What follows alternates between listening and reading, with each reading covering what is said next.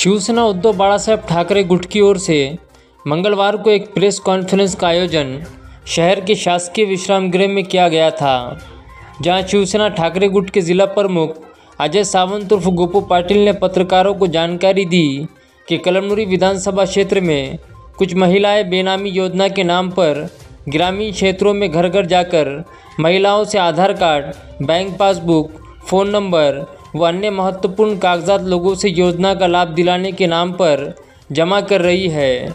महिलाओं से पूछताछ करने पर कागजात जमा कर रही महिलाएं स्थानीय लोक प्रतिनिधि के लिए हम काम कर रहे हैं, इस तरह का जवाब दे रही है।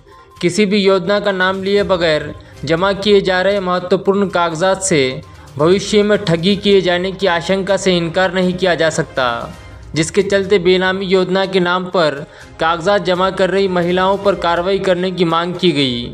साथ ही इस मामले का ज्ञापन तहसील व पुलिस प्रशासन को दिया गया।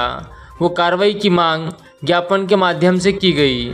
इस समय पूर्व विधायक डॉक्टर संतोष टारफे, बाड़ा साहेब मगर, गनाजी बेले, सखाराम उबाड़े, नंदकिशोर तोष्णीवाल, संतोष सारडा, राजू संगेकर, बाड़ू पारवे, गुरानंद पतंगे के साथ शिवसैनिक उपस्थित थे। प्रत्येक गावामध्ये काही लोक जाऊन एक महिला पाठवून त्या गावामध्ये महिलाला पाठवून त्यांचे आधार कार्ड जमा करण्याचं काम चालू आहे। बँकेचे पासबुक घेऊन त्यांचे झेरॉक्स जमा करण्याचं काम चालू आहे। फोटो त्यांचे घ्यायले, मोबाईल नंबर पण त्यांचे घ्यायले। तर एक गंभीर विषय ते कोणत्या प्रशासनाचे किंवा शासनाचे कोणतेही अधिकारी त्या गावातून त्या लोकांना हाकलून पण दिलं। जेव्हा त्या महिलेला विचारले की बाय आधार कार्ड, तुम्ही बँकेचे पासबुक किंवा हे कशासाठी, मोबाईल नंबर तुम्ही कशासाठी घ्यायले, ते सरळ कोणत्या योजनेसाठी घ्यायले किंवा कशासाठी घ्यायले तुम्हाला कोण सांगितलं? तर त्यांनी डायरेक्ट सांगितलं की कळमनुरीचे आमदार जे आहेत की त्यांनी आम्हाला हे गोळा करायला सांगितलं। आम्हाला सर्वांना तुमच्या मीडिया मार्फत आम्हाला फक्त एक विनंती करायची आहे की जर कोणी आधार कार्ड आणि हे जमा करत असेल तर उद्या आपण मागणी बघितलं असेल गंगाखेडमध्ये बरेच आपल्या इकडे शेतकऱ्यांचा ऊस गेला, रत्नाकर कुठे म्हणून तिथे आमदार होते, त्यांनी आपल्या इकडला ऊस नेला। ऊस नेल्याच्या नंतर त्या शेतकऱ्यांचे पैसे, त्या ऊसाचे पैसे द्यायचे दूर, पण त्या सातबाराहून तुमच्या माझ्यासाठी त्यांच्यावर बोजा टाकण्यात आला सातबारावर। असे गंभीर स्वरूपाचे जर उद्या काही प्रकार झाला तर याला जिम्मेदार कोण, त्या पण गोष्टीचा विचार करण्याची गरज आहे। आम्ही सगळ्यांना आवाहन करतो की बाबा आधार कार्ड आणि जर कोणी तुम्हाला मागत असेल, मोबाईल नंबर मागत असतील, पॅन कार्ड वगैरे काही मागत असतील तर ते कृपया करून कोणाला देऊ नका। तर उद्या कदाचित तुमच्यावर पण तुमच्या त्या आधार कार्ड सगळे बँकेला त्याला खात्याला सगळं आधार कार्ड लिंक झालेलं आहे, तर उद्या तुमची पण फसवणूक होऊ शकते, तुमच्या नावावर पण कोणी कर्ज घेऊ शकते डुप्लिकेट सह्या करून। हे महत्वाचं एक विषय आहे। त्या माध्यमातून आपण सगळ्यांना तुमच्या माध्यमातून जर सगळ्यांना निरोप केला तर खरंच एक चांगला विषय होईल। आणि आम्ही आता सर्वजण SP साहेबांना पण आणि इथं AG साहेबांना पण निवेदन आम्ही देणार आहे। जे कोणी जर असेल करत असेल तर त्याच्यावर पहिले गुन्हे दाखल करा। जे कोणी महिला गावामध्ये येत असेल त्या महिलावर गुन्हे दाखल करा।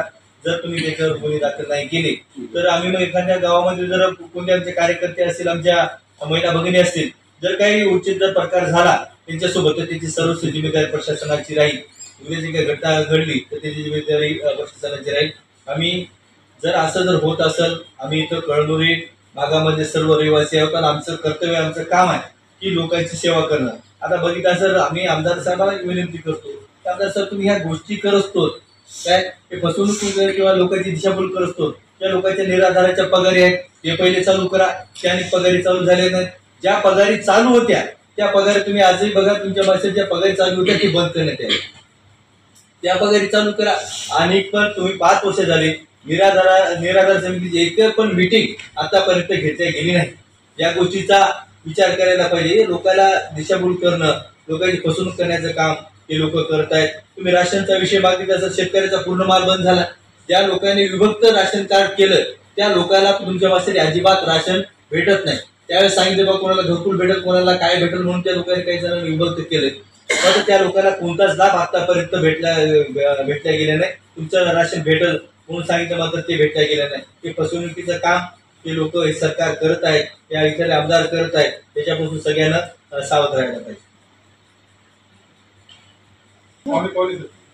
बघितलं असेल आता इलेक्शन 2 महिने राहिले, आतापर्यंत मला सांगा ते अगोदर सांगितलं होतं गॅस तुम्हाला फुकट देऊ, त्याच्यानंतर तुम्ही गॅस 1250 रुपयाला गॅस केलाय. इलेक्शन लोकसभा लागल्या की 100 रुपयाने गॅस कमी केला. इलेक्शन झाली की पुन्हा 100 रुपयानं वाढला.